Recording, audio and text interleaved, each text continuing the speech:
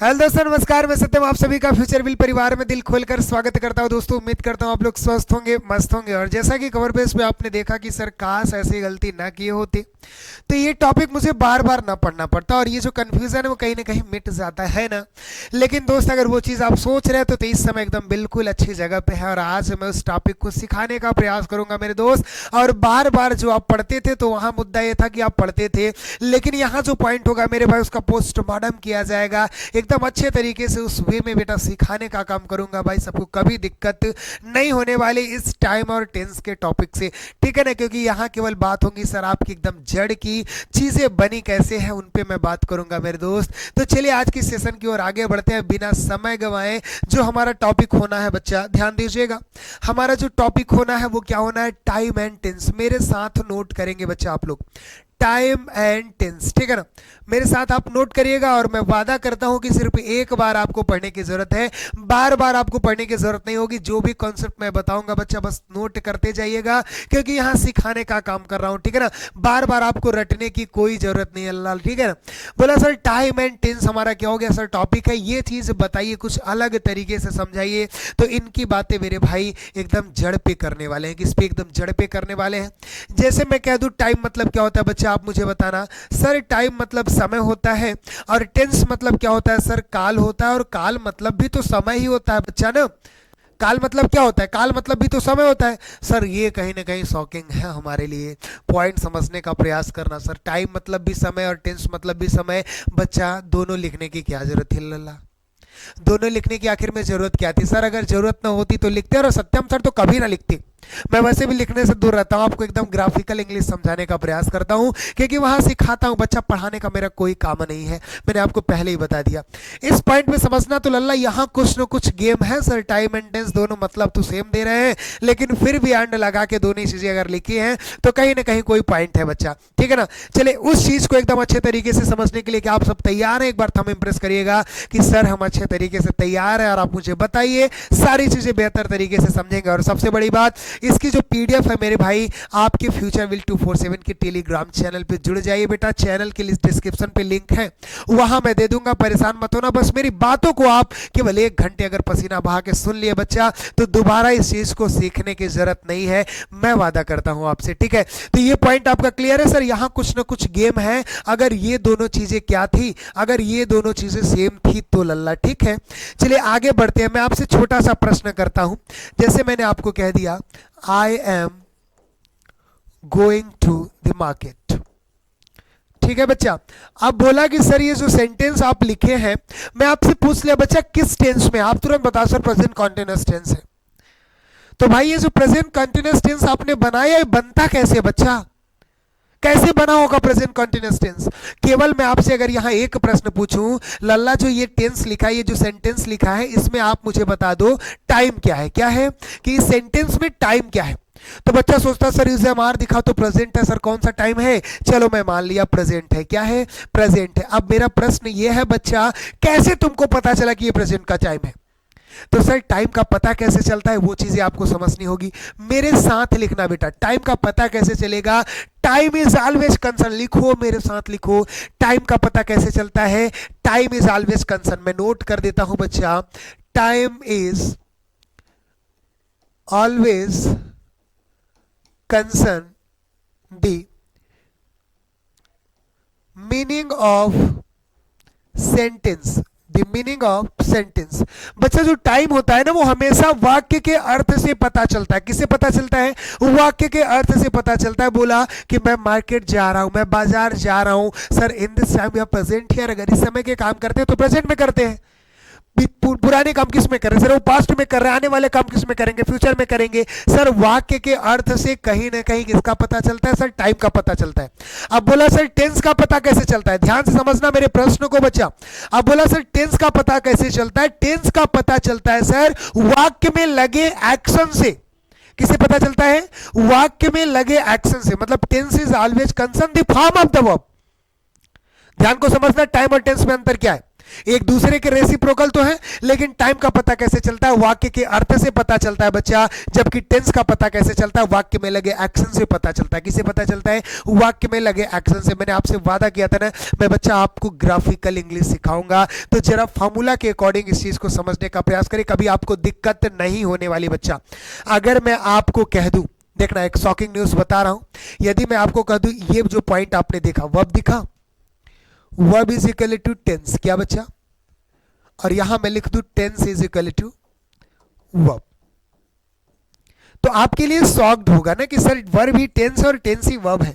मैं इसको प्रूव करूंगा, परेशान मत होना, बस यही पॉइंट मैं आपको समझाना चाहता था कि ये पॉइंट अभी क्लियर होगा। कभी कभी आपने देखा जब प्रैक्टिस सेट सॉल्व करते हो तो टेंस के 90% क्वेश्चन वर्ब में मिलते हैं, वर्ब के 90% क्वेश्चन टाइम एंड टेंस में मिलते हैं। सर वही तो उसका जड़ ही है। अब सर थोड़ा फॉर्मूला बेस पे काम करिए बच्चा। आपने देखा टाइम एंड टेंस, टाइम से आपके निकाह कैसा पता चला बेटा? वाक्य के अर्थ से टाइम का पता चलता है लल्ला। टेंस का पता चलता है वर्ब के फॉर्म से। कहीं ना कहीं आप सिर्फ ये कहना चाहते हो, क्या कहना चाहते हैं सर? टाइम प्लस एक्शन, क्या कहते हैं बच्चा? Time plus action is equal to क्या होता है? इज इक्वल टू होता है टेंस। अब लल्ला एक चीज समझना है सिर्फ आपको, क्या समझना है? अभी आपने कहा सर वाक्य में समय होगा और वाक्य में वर्ब के फॉर्म होंगे, ये दोनों मिलेंगे तो क्या बनेगा? सर टेंस बनेगा। बात को समझना, तो एक फॉर्मूला दिया सत्यम सर ने, sir time plus action is equal to क्या होता है? टेंस होता है। और मैं आपको सबसे मजे की बात बताऊं ना बच्चा, ये चीज बस समझ लो पूरी टेंस की बेटा एकदम अच्छे तरीके से बोला ना, पोस्टमार्टम हो गया, कभी दिक्कत नहीं होगा बच्चा। बोला सर टाइम तो हम जानते ही हैं, टाइम जानते हो सर, प्रेजेंट जानते हो कि नहीं बताना? प्रेजेंट, अब तुरंत ये नहीं पढ़ना present indefinite present continuous doesn't matter, बना कैसे वो चीज समझो, खुद ही समझ जाओगे। अब बोला सर टाइम जानते हैं, प्रेजेंट पता है सर, प्रेजेंट टाइम होता है, दूसरा कौन सा होता है बच्चा? पास्ट होता है, तीसरा कौन सा होता है? फ्यूचर होता है। सर ये टाइम की आपने बात कर दी, किसकी बात कर दी? टाइम की बात। हमको पता है सर ये तीनों समय है, वर्तमान भूतकाल भविष्यकाल। बताओ यहां तो कोई समस्या थी? जब यहां तक नहीं थी तो बेटा ग्राफ में अगला पॉइंट एक्शन है। अगर यही चीज तुम समझ गए बच्चा तो पूरे टेंस का पोस्टमार्टम हो गया। बस एक ग्राफ के माध्यम से, एक फॉर्मूला के माध्यम से पूरी टेंस का पोस्टमार्टम, पूरी टेंस का पोस्टमार्टम बच्चा बस 1 मिनट में। लेकिन इस चीज को समझना थोड़ा आसान नहीं होगा, बस अच्छे तरीके से समझोगे बेटा तो समझ में आ सकता है। मैंने बोला ना कि यहाँ ग्राफिकल इंग्लिश होगी बच्चा, और ये चीज आप एक बार सीख लिए तो बार बार आपको सीखने की जरूरत नहीं है। ये चीज जरा शॉकिंग है कि sir verb is equal to tense हो गया, tense is equal to verb हो गया, वर्ब ही टेंस और टेंस ही वर्ब। वो चीज यहां मैं प्रूफ कर रहा हूं लल्ला, परेशान मत होना। सर आपने जो ग्राफ दिया time plus action is equal to tense, क्या ऐसे पॉसिबल है? क्योंकि हमें वो अच्छी भी देख रहे हैं ना सर, जिनका गलती आपकी नहीं होती बच्चा। मैं लल्ला आपको पहले ही कहता, गलती आपकी सिर्फ पैटर्न की है कि आपको रटा दिया गया सर वाक्य के अंत में ताती ते रहा रही गागी की। यार ये कोई इंग्लिश है? सर यहां से आप बोर्ड एग्जाम की तैयारी कर सकते हो, आप कंपिटिटिव एग्जाम में नहीं बैठ सकते। गलतियां सिर्फ उस पैटर्न की है जो ऐसे टीचर आपसे पढ़ा रहे। 2-3 हजार रुपए के चंद पैसों के लिए क्या होता है कि किसी के बुढ़ापे की आप लाठी को कमजोर करते हो मेरे भाई।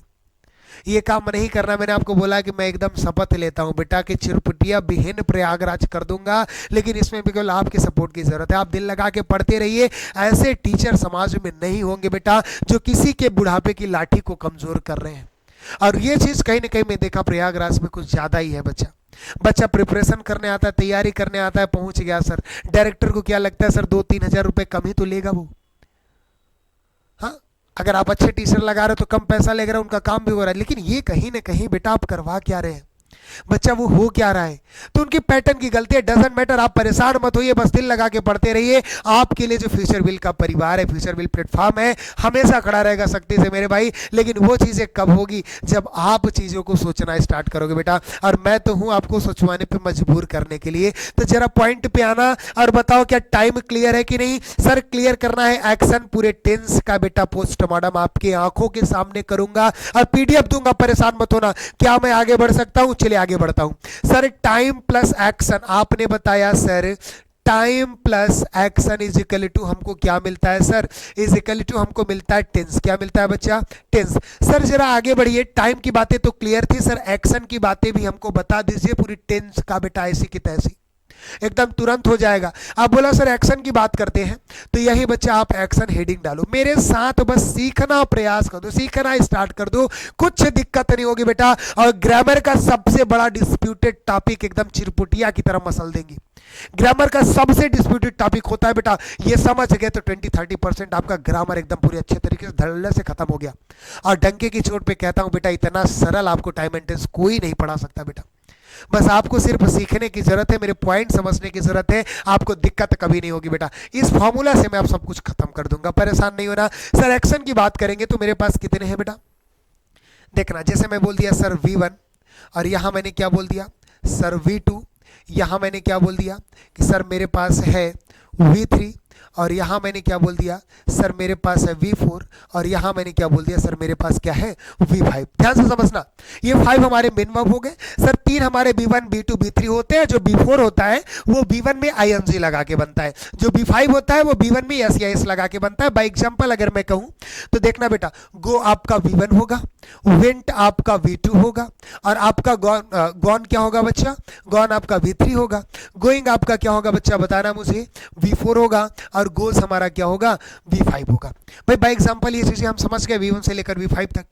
अब सर अगर मैं बात करूं, ध्यान से समझने का प्रयास करना, यदि मैं यहां बात करूं तो V1 और V5, बच्चा ध्यान से समझना लल्ला इस बात को, V1 और V5 को हम कहते क्या क्या है, V1 और V5 को हम कहते हैं सबसे पहले सर ये इंडेफिनिट एक्शन है। क्या है ये सर, इंडेफिनिट एक्शन है। क्या बच्चा, ये इंडेफिनिट एक्शन है। इसी का दूसरा नाम भी कह देते हैं सर, क्या कहते हैं इसका दूसरा नाम, हैबिचुअल एक्शन कह देते हैं। क्या कह देते हैं बच्चा, हैबिचुअल एक्शन कह देते हैं। सर ये चीजें क्यों हैं वो चीजें मैं आपको बताने का काम करूंगा, परेशान मत होना। B1 और B5 का नाम हमने क्या रख दिया सर, इंडेफिनिट एक्शन रख दिया। अब बोला कि सर जो B4 होता है, B4 का नाम है कंटिन्यूअस एक्शन। क्या है, कंटिन्यूअस एक्शन। क्या है बच्चा, कंटिन्यूअस एक्शन। अब बोला सर B4 वहीं लगेगा जहां आपका काम जारी रहेगा। When our action is continuous then we use before form of the verb, otherwise कोई नहीं लगा सकते B1 B2 B3 B5। अगर आपका काम जारी है तो केवल एक एक्शन कौन सा आएगा बच्चा, केवल B4 लगेगा। बात समझ गए कि नहीं, चला जरा इधर आना। सर B3 क्या होता है सर, B3 का नाम होता है सर परफेक्ट एक्शन। क्या होता है बच्चा, परफेक्ट एक्शन होता है। और इसी का दूसरा नाम होता है सर कंप्लीट एक्शन। क्या होता है sir, complete action. Sir V2 का क्या नाम है, सर V2 का नाम है सर पास्ट एक्शन में रखते हैं। कहां रखते हैं इसको, पास्ट एक्शन में रखते हैं। लेकिन जो चीजें पुरानी हो गई बात खत्म हो गई है कि नहीं, मतलब सर B4 वहां लगेंगे जो काम जारी होगा, जो काम खत्म हो गया कहां लगाओगे सर, वहां B3 एक्शन लगाओगे। बात क्लियर है कि नहीं। सर V2 भी क्या होता है, कहीं ना कहीं V2 जहां लग गया बेटा वो काम को खत्म होना दिखाता है। बस यहां बात नेचर को समझो, फिर मैं बता रहा हूं। सर B1 और B5 क्या होता है सर, इनको अनिश्चित क्रिया कहते हैं, इंडेफिनिट एक्शन कहते हैं। ऐसा क्यों कहते हैं लल्ला, अगर मैं आपसे कहूं कि बता देना मुझे, मैं जाता हूं तो बोलेंगे सर क्या चिरपुटिया वाला प्रश्न पूछ रहे हैं, आई गो होता है। मैं विद्यालय जाता हूं, आई गो टू स्कूल होता है। सर ये एकदम चिरपुटिया वाली बात है, कुछ नहीं है कि नहीं। बोला बच्चा बता दो, वह जाता है, तो आपने बोला सर ये क्या पूछ रहे हैं, ही गोस, वह विद्यालय जाता है, ही गोस टू स्कूल। अब अगला प्रश्न ध्यान देना, मैं अगर आपसे कह दूं बेटा कौन सा टेंस है, सर ये भी तो चिरपुटिया है, क्या ध्यान दी। चले आप बता दिए कि सर ये है प्रेजेंट इंडेफिनिट टेंस। क्या हो गया सर, प्रेजेंट इंडेफिनिट टेंस। अब प्रश्न सोचना, इसने बाद वाला सुनना, और मैं सोचने पे मजबूर करता हूं। आपको बताया ना मेरी क्लास में कंफ्यूजन ना हो, मतलब तुम समझ नहीं रहे हो। कंफ्यूजन हुआ पूछ ले तो मास्टर बना दूंगा बेटा, ये वादा है मेरा आपसे, ठीक है। अब बोला सर टेंस आपको कौन सा लग रहा है, प्रेजेंट इंडेफिनिट। प्रेजेंट इंडेफिनिट मतलब वर्तमान अनिश्चित काल। क्या होता है, वर्तमान अनिश्चित काल। आप मुझे कभी प्रेजेंट इंडेफिनिट का एक एग्जांपल दे दो बेटा जो अनिश्चित आपको लगी। मैं जाता हूं, मैं उठता हूं, मैं बैठता हूं, मैं खेलता हूं, मैं सोता हूं, मैं जागता हूं, सब तो निश्चित है बच्चा। तो फिर आप क्यों कह रहे हो प्रेजेंट इंडेफिनिट टेंस, क्यों कह रहे हो बताओ। अब पता चला सर कहीं ना कहीं इसमें इंडेफिनिट एक्शन लगा होता है। क्या लगा होता है, इंडेफिनिट एक्शन। तो B1 और B5 को इंडेफिनिट एक्शन हम कहते क्यों है सर, जैसे आज क्या है, आज जो डेट है प्रेजेंट, सर जो बीता होगा उसको हम क्या कहेंगे, पास्ट, और जो आएगा उसको हम क्या कहेंगे, फ्यूचर कहेंगे ना। बोला सर मैं ब्रश करता हूं, क्या करता हूं, मैं ब्रश करता हूं। किस टाइम की बात है, कोई बता सकता है क्या, किस टाइम की बात करो, प्रेजेंट की बात की फ्यूचर की। सर डिफाइंड नहीं, नॉट डिफाइंड, अनिश्चित क्रिया है।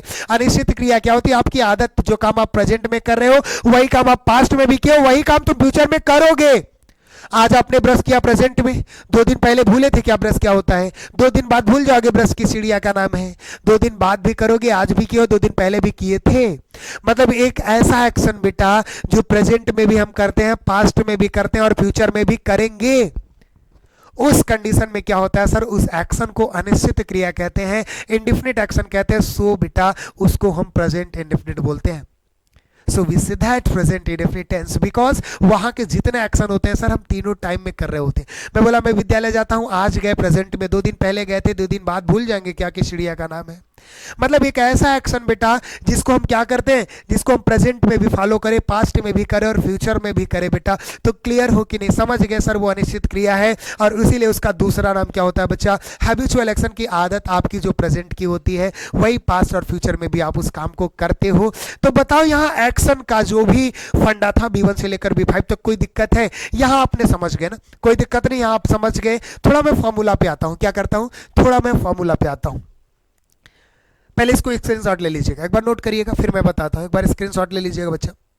चलिए, अगर मैं आपको कह दूं, ध्यान से देखना, अगर मैं आपको कह दूं बच्चा कि ये जो लिखा है सब्जेक्ट, वर्ब और ऑब्जेक्ट, क्या लिखा, सब्जेक्ट वर्ब प्लस ऑब्जेक्ट, अगर मैं कह दूं इज इक्वल टू इंग्लिश, क्या कह दूं बच्चा, इंग्लिश, तो मैं बिल्कुल सही हूं। बात समझ गए? बोला कि sir subject verb plus object सारे इंग्लिश यही डिपेंड है बच्चा, सारे इंग्लिश यही डिपेंड है। इस बात को थोड़ा अजीब लग रहा होगा समझने में, मैंने आपको पहले ही बताया, एक टॉपिक शॉकिंग न्यूज दिया था आपको, verb is equal to tense दिया था बेटा, और टेंस इज इक्वल टू आपको क्या दिया था, वर्ब दिया था कि नहीं। ये शॉकिंग है आपके लिए, लेकिन यहां से प्रूफ होगा, ध्यान से देखना। अगर मैं कह दूं subject plus verb plus object is equal to पूरी इंग्लिश है, तो यही तो टिका है सर पूरा इंग्लिश। लेकिन अगर मैं आपसे पूछूं लल्ला कि सब्जेक्ट वर्ब प्लस ऑब्जेक्ट क्या ये टेंस है, क्या ये टेंस है, आप मुझे बताइए, क्या ये टेंस है? सर बिल्कुल नहीं है। क्या आपने कहा सर, बिल्कुल नहीं है। लेकिन जैसे ही यहां जो वर्ब लिखा है बच्चा, इसमें मैं हलचल कर दिया, जैसे ही जो वर्ब लिखा है इसमें मैं हलचल कर दिया बेटा, तुरंत टेंस बनना स्टार्ट हो जाएगा 100%। देखो दिखाऊं, अगर मैंने बोला सब्जेक्ट वर्ब प्लस ऑब्जेक्ट लिखा है, कोई टेंस नहीं। अब बोला सर यहां लिख दो ये वर्ब B1 हो गया, क्या हो गया? आपने कहा सर ये सिंपल प्रेजेंट हो गया, क्या हो गया? सिंपल प्रेजेंट हो गया सर, प्रेजेंट इंडेफिनिट है। इस B1 को और थोड़ा टहलाओ, बोल दे नहीं सर V2 लग गया। अब बोला सर सिंपल पास्ट हो गया, क्योंकि V2 का नाम यहां देखो भाई, B1 कहने का मतलब इंडेफिनिट एक्शन है, तो प्रेजेंट इंडेफिनिट टेंस। V2 कहने का मतलब क्या होगा सर, सिंपल पास्ट। बात समझ गए ना? अब अगर आगे आप आते हैं सर, तो B2 की बात कर दिया, अब B3 की बात कर दिया, तो सर B3 अगर प्रेजेंट टाइम के साथ है तो present perfect tense, B3 perfect action है ना। अब B4 लग गया तो सर सिंपल कंटिन्यूस तो है ना, प्रेजेंट टाइम में अगर B4 लगा है तो present continuous tense, past time में B4 लगा है तो पास्ट कंटिन्यूस टेंस। मतलब सर कहने का मतलब वर्ब में हलचल होगा तो टेंस बनेगा कि नहीं, बताना मुझे। अगर वर्ब में हलचल करेंगे तो टेंस बनेगा कि नहीं, आप क्लियर करना। बनेगा ना लल्ला? तो कहने का मतलब सब्जेक्ट वर्ब प्लस ऑब्जेक्ट ये बेटा पूरी इंग्लिश है। यहां से समझने का प्रयास करो। सर आपने एक ग्राफ दिया था, क्या दिए थे आप? सर आपने जो ग्राफ दिया था वो आपने दिया क्या था कि time plus action is equal to, आपने बोला था सर क्या हो जाएगा, टेंस हो जाएगा। चलिए मैं इस बात को मानता हूं बच्चा। और अगर मैं आपको कह दूं टाइम क्या है बच्चा, टाइम हमारे 3 है, एक प्रेजेंट हो गया, ध्यान से मेरी बातों को समझेंगे बच्चा, एक पास्ट हो गया और एक क्या हो गया, एक फ्यूचर हो गया कि नहीं? अब बोला कि सर इस प्रेजेंट टाइम के साथ आप V1 और B5 लगा दीजिए। अब आप मुझे टेंस बता दो लल्ला। अब आपने कहा सर ये B1 B5 को इंडेफिनिट एक्शन कहते हैं, या B1 लगाइए B5 लगाइए, तो इसका मतलब सर प्रेजेंट इंडेफिनिट टेंस क्या हो गया, प्रेजेंट इंडेफिनिट टेंस। और इसी प्रेजेंट के साथ बच्चा आप B3 लगा दो, क्या लगा दो? तो B3 लगाओगे बेटा तो B3 परफेक्ट एक्शन है, तो प्रेजेंट परफेक्ट टेंस। बात समझ रहे हो कि नहीं? और अगर यही पास्ट होता, पास्ट के साथ आप B3 लगा देते हो तो पास्ट परफेक्ट टेंस, क्या, पास्ट परफेक्ट टेंस। बात समझ रहे हो? अब बोला सर एक चीज तो यहां से क्लियर हो गया, ये नॉर्मल तो आप बना दे रहे हैं, लेकिन present perfect continuous tense past perfect continuous tense की बात करेंगे तो नहीं होगा। आप जितना सोचोगे मैंने पहले ही कहा पढ़ा दूंगा, बस बने रहो, रुको जरा सबर करो बच्चा, वहां भी चलूंगा। पहले इन चीजों को क्लियर करो जो आपके बीच में डिस्प्यूटेड थे। जैसे ही बच्चे के बीच में क्या आता था पता है, प्रेजेंट इंडेफिनिट टेंस, ठीक है ना। अगर मैं कह दूं यही बच्चा आ गया पास्ट कंटिन्यूअस टेंस, बोल दिया सर प्रेजेंट परफेक्ट टेंस। यहां से एक चीज सीखना है आपको, जो चीज आप कभी नहीं सीखे। ये चीजें लिखा होता तो पूरा एक में तुम समझते थे बच्चा। ये आपके तीनों क्या हैं? ये तीनों आपके क्या है बच्चा? टाइम है। ये आपके इंडेफिनिट कंटिन्यूअस और परफेक्ट क्या है बच्चा? मुझे बताओ आप। सर ये एक्शन है। क्या है? और इनको मिला के ही क्या बनता है? सर ये टेंस बनता है। बात समझ में आया? गलतियां कहां करते थे? सर एक ही लाइन में हम पढ़ना स्टार्ट कर देते थे, सबसे बड़ी गलतियां वहां है। बताओ क्लियर हो कि नहीं? समझ गए कि नहीं बेटा? कोई दिक्कत है लल्ला? यहां तक कोई दिक्कत है? अब आपको समझ में आया सर जो चीजें हम पढ़ते हैं प्रेजेंट इंडेफिनिट टेंस अगर पढ़ रहे हैं तो इनकी जड़ क्या है? प्रेजेंट टाइम है, इंडेफिनिट एक्शन है, दोनों को मिला के क्या बन गया सर? प्रेजेंट इंडेफिनिट टेंस बन गया। बताओ कोई समस्या यहां तक है? कभी दिक्कत नहीं होगी। जितनी चीजें हैं नोट करते रहिएगा। अगला पॉइंट समझाते हैं। पहले आपने इस ग्राफ को तो बखूबी समझ लिया बच्चा, ध्यान से देखना। इस ग्राफ को आपने बखूबी समझ लिया सर ये हमारे एक्शन है, ठीक है। अब बोला कि सर इन एक्शन के साथ साथ अगर जो हम हेल्पिंग वर्ब लगाते हैं, क्या लगाते हैं? जो हेल्पिंग वर्ब लगाते हैं तो कब किसके साथ कौन सा मैचेबल होगा वो चीजें आपको मैं बताता हूं, ध्यान से देखना। सेंटेंस में जैसे B1 B2 B3 B4 B5 ब्रह्मांड में ये 5 आपको मेन वर्ब दिखेंगे, मेन वर्ब आते नजर आएंगे टाइम एंड टेंस में। लेकिन कौन से मेन वर्ब के आने के चांसेस कहां पे कितने हैं वो चीज अगर आपके दिमाग में दौड़ने लगा तो मतलब तुम वर्ब के साथ खेलना सीख गए बच्चा। आप वर्ब के साथ खेलना सीख गए। लेकिन वो चीजें देखना जरा अच्छे से समझने का प्रयास करिएगा, ठीक है। बाकी ग्राफ है तो अच्छे से क्या दिक्कत है बेटा? रटाने का काम नहीं है, केवल सिखाने का काम है। तो लिखो मेरे साथ। अब बोला सर ये क्या हो गया? V1 हो गया। क्या हो गया? थोड़ा बड़ा करते हैं। बोला सर ये हो गया V1। क्या हो गया? ये V1। चलो इधर लिख लो V2। सर ये क्या हो गया? V3। ये V4 और ये आपने कह दिया सर V5 कह दिया। क्या कह दिया?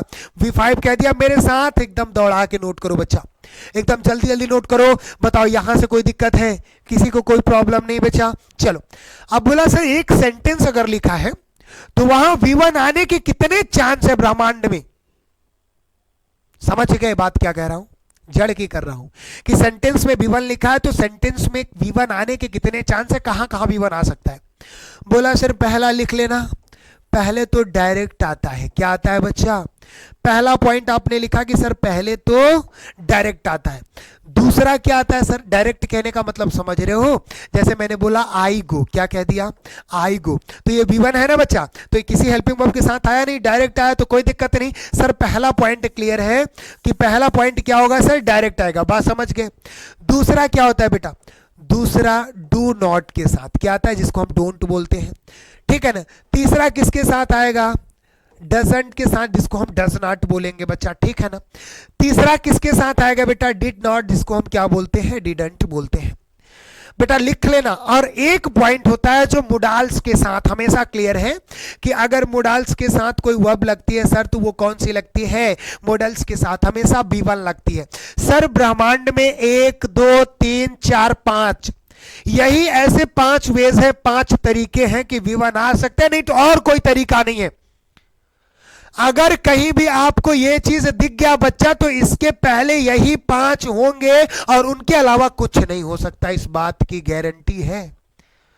और ये चीज है बेटा उस पे PhD V1 पे पूरी तरीके से कर लेना। बात समझ गए कि अगर सर V1 कहीं लिखा है तो क्या क्या हो सकता है? डायरेक्ट, जैसे मैं कह दिया आई गो, डायरेक्ट आया बच्चा।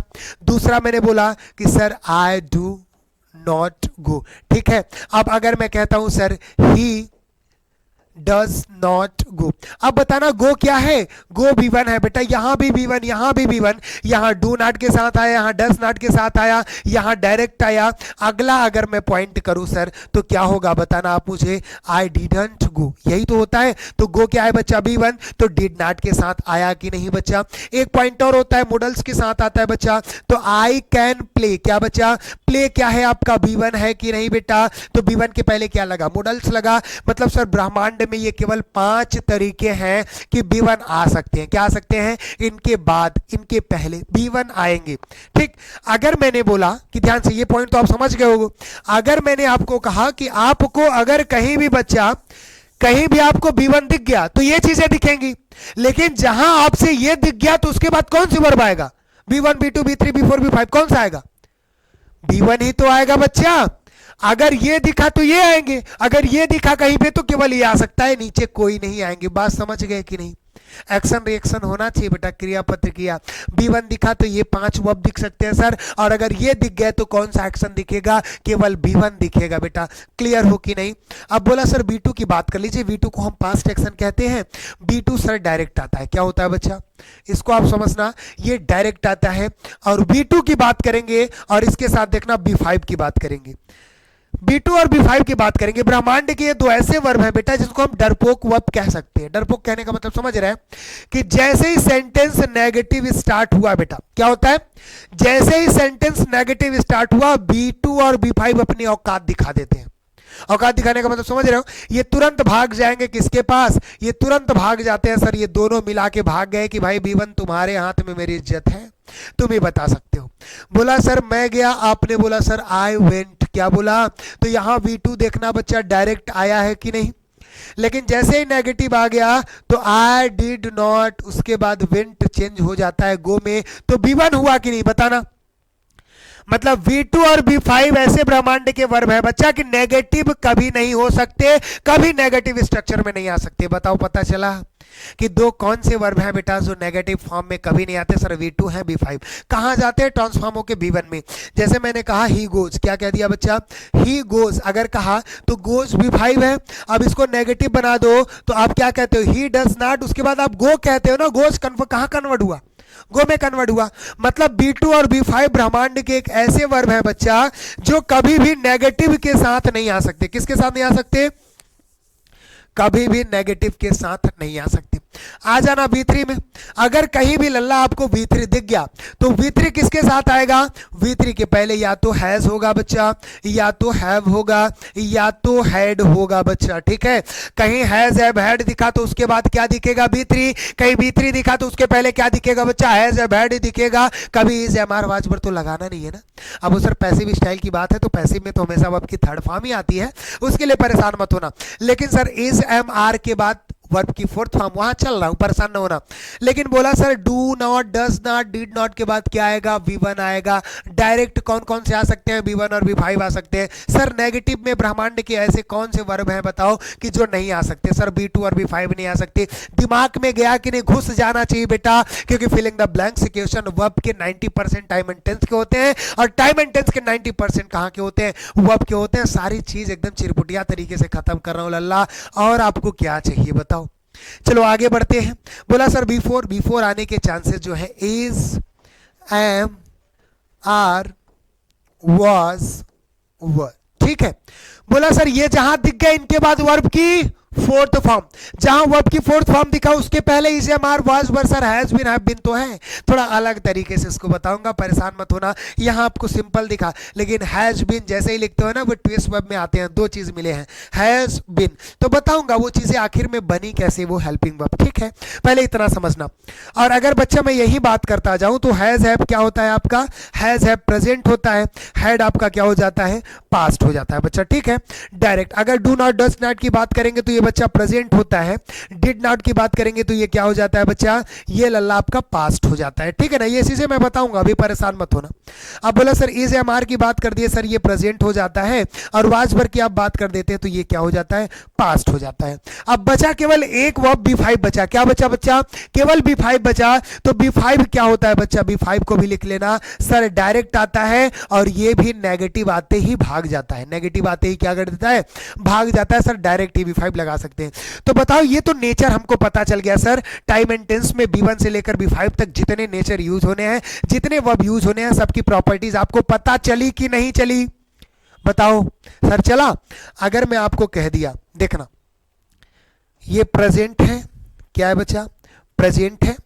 अगर प्रेजेंट के साथ मैंने बोला ये हैज लगा है, प्रेजेंट का हैज होता है, हैज के साथ बच्चा वर्ब की थर्ड फॉर्म लगी है। क्या लगी है? वर्ब की थर्ड फॉर्म। अब बोला आप मुझे टेंस बता दो। क्या बता दो लल्ला? आप मुझे टेंस बता दो। आपको वर्ब की थर्ड फॉर्म का नाम पता है सर, ये क्या होता है? इसको हम परफेक्ट एक्शन कहते हैं। हैज हैव हैड लगा है बेटा, तो हैज हैव प्रेजेंट होता है, तो आप क्या बोलोगे सर? प्रेजेंट परफेक्ट टेंस ही तो लिखा है सर, इसमें क्या करना था? मतलब जड़ समझ गए, पोस्टमार्टम हो रहा है कि नहीं बच्चा? बताओ। अगर मैं कह दिया वॉज के साथ गोइंग लगा है, क्या लगा है? वॉज के साथ गोइंग लगा है, तो गोइंग हमारा बिफोर है, बिफोर का नाम कंटिन्यूअस है। और बेटा वॉज लगा है, तो वॉज मतलब क्या शो कर रहा है सर? पास्ट। तो पास्ट कंटिन्यूअस टेंस हुआ कि नहीं? बताओ लल्ला, कोई दिक्कत है सर? कोई समस्या नहीं, तो एकदम जड़ की बात कर दी आप। और कहीं ना कहीं पूरी पोस्टमार्टम आपको पता चली कि नहीं बेटा?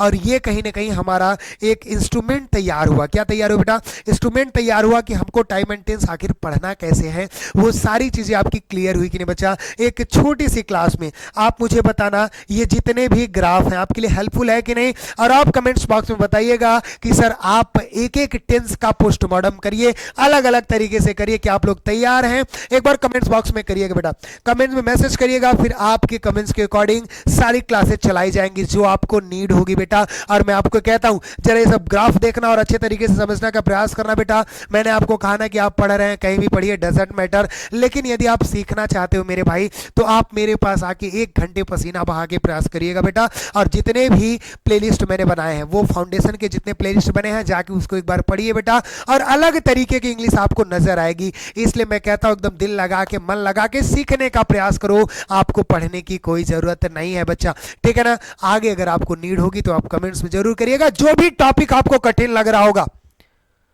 वो आप कहिएगा सत्यम सर इस टॉपिक का पोस्टमार्टम कर दीजिए मेरे भाई, वो तुरंत पोस्टमार्टम आपके बीच में होगा। कभी उस टॉपिक को दोबारा पढ़ने की जरूरत नहीं होगी, ये मैं वादा आपसे करता हूं, और सत्यम सर आपसे कभी झूठा वादा नहीं करेंगे मेरे दोस्त। तो चलिए मिलते हैं अगली क्लास में, तब तक के लिए स्वस्थ रहे, मस्त रहे, खिलखिलाते रहे, मुस्कुराते रहे मेरे जवान साथियों। जय हिंद।